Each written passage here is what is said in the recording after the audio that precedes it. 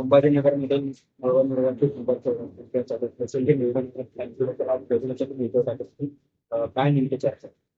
संभाजीनगरचे नगरसेवक नव्हते, पण जिल्हा परिषद सदस्य सगळे आणि पंचायत समिती सदस्य सगळे. मी आज माननीय पक्षप्रमुख उद्धव ठाकरे साहेबांची भेट घेतली. अतिशय विपरीत परिस्थितीमध्ये शिवसेनेने बऱ्यापैकी यश, मी चांगलं यश नाही म्हणणार, बऱ्यापैकी यश या ठिकाणी मिळवलेलं आहे. सगळ्यांची इच्छा होती पक्षप्रमुखांची भेट घ्यावी, त्या हेतून आज भेट झाली. पक्षप्रमुखांनी त्यांच्याशी सगळ्यांशी संवाद साधलेला आहे. औरंगाबाद स्मारकाबद्दल काही चर्चा झाली. आता उद्धव साहेब या स्मारकाचे प्रमुख आहेत ना, त्यामुळं ती काही आमच्याशी नाही चर्चा झाली, परंतु मला फक्त त्यातले काही एक्सपर्ट त्यांच्याशी उद्धव साहेब चर्चा करतात. महाराष्ट्राला निकाल मिळालेला नाही. काय परवापासून परत अधिवेशन सुरू होत आहे. खरं तर हे दुर्दैव आहे. विधानसभा होऊन आता जवळपास 16-17 महिने झाले. शिवसेनेनं या संदर्भात आपलं नाव दिलेलं आहे. परिषदेमध्ये सुद्धा अशी टर्म संपल्यानंतर नवीन विरोधी पक्ष नेत्याचं नाव काँग्रेसच्या वतीनं दिलेलं आहे. परंतु या सरकारने किंवा विधानसभा अध्यक्ष किंवा सभापतीने यांनी अजूनही विरोधी पक्षनेता या जबाबदारीला मान्यता दिली की विरोधी पक्षनेता नेमला. खरं तर या संसदीय प्रणालीमध्ये विरोधी पक्षनेता अतिशय महत्वाचा पार्ट आहे. विरोधी पक्षनेता हा सर्वसामान्य माणसाचा आवाज असतो, पण तो भारतीय जनता पार्टीला हुकुमशाही पद्धतीनं राज्य करायचं.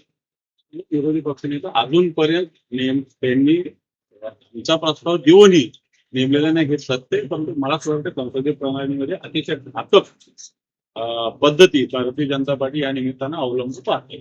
त्यांची सुरक्षा आहे ते कमी करण्यात आलेली आहे. एकीकडे सत्ताधाऱ्यांचे काही पदाधिकारी आहेत छोटे मोठे, त्यांना सुरक्षा देण्यात आली, मात्र तुम्ही माजी विरोधी पक्षनेते तुमची सुरक्षा काढली.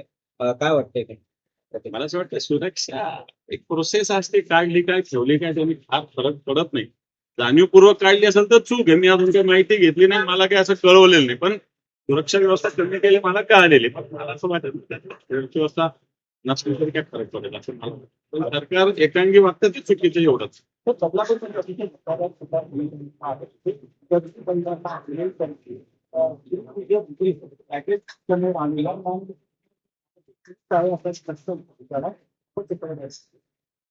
आपण लाडकी बहीण म्हणत असताना बहिणींचा अशा पद्धतीनं हा छळच एक प्रकारे करणं अतिशय चुकीचं आहे.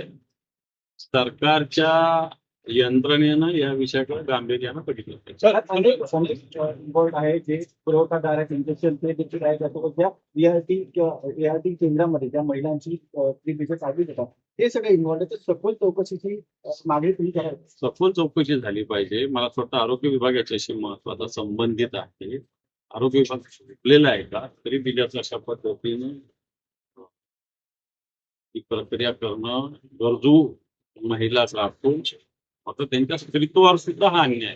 तर अनिकेत तटकरेने समुद्र पवारांची गाडी जवळ होती ते कोकणात दौऱ्यावर असताना त्यांनी सध्या अतिदत्ताचा घातची पास हा विषय असताना समुद्र पवारांची शासकीय गाडी अनिकेत तटकरेने चालवली त्याच्यावरती अनेक आता संशय व्यक्त केला जातो. हे कितपत योग्य वाटतं? शासकीय ड्रायव्हर आहे त्याला बाजूला काढलं आणि स्वतः बदला एक प्रकारे प्रोटोकॉल पण त्यांनी ठेवलेला.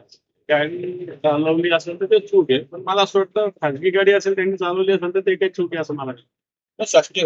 शासकीय गाडी कोणत्याही दुसऱ्या ड्रायव्हर घरी बसत विचारा त्याच्या पोटावर पाय पडेल असं मला वाटतं. या गोष्टी जर समोर आल्या